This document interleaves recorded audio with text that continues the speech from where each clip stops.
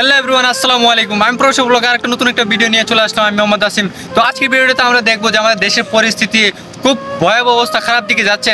সেই বিষয় নিয়ে, সেই আপডেট নিয়ে আমরা চলে আসছি আবারও আপনাদের সাথে।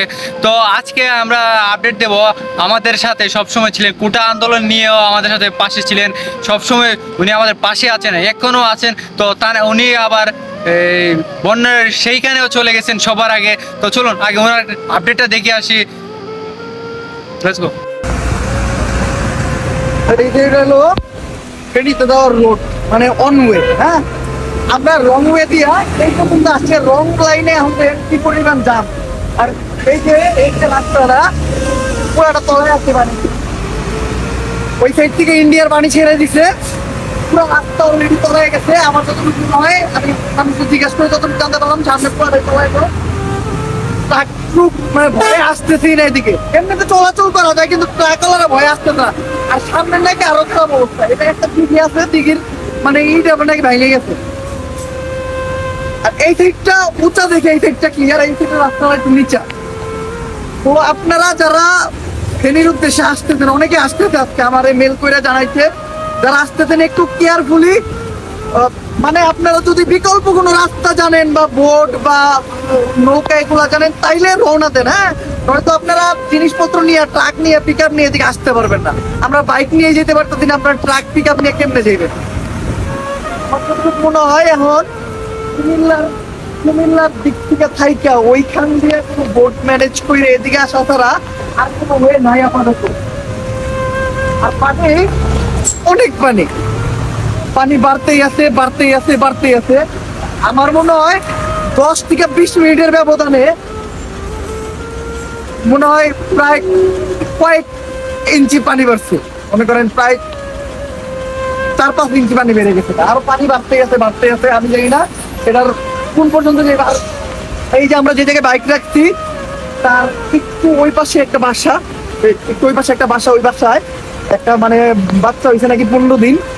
ওই বাচ্চা সহ, বাচ্চার মা সহ পুরো ফ্যামিলি ওই জায়গায় আটকা পড়ে গেছে। রেস্কিউ টিম লাইফ জ্যাকেটের জন্য গেছে, ওইখান থেকে কাউরে উদ্ধার করতে পারতেছে না। মানে ওই জায়গায় কি যে একটা অবস্থা, এটা বইলা বোঝানোর মতো না। আমি সিলেটের বন্যার ভয়াবহতা ওইভাবে দেখিনি, কারণ আমি প্রথম দিকে ছিলাম না। বাট আমার যতটুকু মনে হয় এই বন্যা সিলেটের বন্যার থেকে বেশি ভয়াবহ রূপ নিবে। তো আপাতত আমরা দেখি কি করতে পারি, ওদিকে যাইতে পারি নাকি আমরা ব্যাগ দিতে কি করতে পারি একটু দেখি। তো আপনারা তো দেখছিলেন যে উমর ভাই, ওনাকে উমর অন ফায়ার বলে সবাই চিনেন সোশ্যাল মিডিয়াতে। আর আমরা বলি আমরা হচ্ছে ফ্যান ওনার একজন, কারণ সেই কারণে আমরা বলি উমর ভাই। হ্যাঁ, ওনাকে সব জায়গাতে সবার আগে পাওয়া যায় উমর ভাই। তো ওনাকে আমরা সবসময় স্যালুট জানাই, কারণ ওনাকে সব সময়, সব খারাপ পরিস্থিতি সবসময় ওনাকে সবার আগে পাওয়া যায়। গোটা আন্দোলন নিয়ে উনি সবার আগে সবসময় ছিলেন আর সব বিষয় নিয়ে কথা বলেছেন। আবার সেই দিকেই গোটা আন্দোলন শেষ হতে না হতে বাংলাদেশে আবারও এক ভয়াবহ পরিস্থিতি নিয়েছে বন্যায়, সেখানে উনিকে সবার আগে ওনাকে পাওয়া যাচ্ছে। হ্যাঁ, ওনাকে আমরা সবসময় স্যালুট জানাই আর ওনার সাথে সবসময় থাকবেন যারা আছেন। বাংলাদেশের বন্যার পরিস্থিতি দিনকে দিন বাড়তে চলেছে, তো সবাই একসাথে মিলে ওনার পাশে দাঁড়ান, সবাই একসাথে কাজ করেন। আর গোটা আন্দোলন নিয়ে অনেকে দেখেছি আমরা, অনেকে রাজনৈতিক বিষয় নিয়ে অনেক কিছুই মানে প্রতিহিংসা চলতেছে। এইগুলা বাদ দিয়ে, প্রতিহিংসা সব কিছু বাদ দিয়ে বড় বড় কন্টেন্ট ক্রিয়েটর যারা আছে তারা সবাইদেরকে অনুরোধ করে বলছি যে আপনারা এইসব বাদ দিয়ে গোটা আন্দোলন যে হিংসা প্রতিহিংসা যেগুলো আছে সেগুলো বাদ দিয়ে আপনারা সবাই একসাথে দাঁড়ান, একসাথে কথা বলুন। কারণ এখন দেশ সবার আগে, আর হিংসা প্রতিহিংসা হচ্ছে পরে। সবার আগে হচ্ছে দেশে বাঁচাতে হবে। দেশ বাঁচলে আমরা বাঁচবো, আর সেই দেশ নাম হবে আমাদের। তো আশা করি আপনারা বুঝতে পারছেন কি বলতেছি। তো আজকে দিনকে দিনে অবস্থা বাড়তে চলেছে, তো সবাই একসাথে দাঁড়ান, একসাথে কথা বলুন। তো সবাই ভালো থাকবেন। আজকে এতটুকু পর্যন্ত, অন্য আরেকটা ভিডিও নিয়ে আবার আপনাদের সাথে চলে আসবো। বাই বাই, আল্লাহ হাফেজ।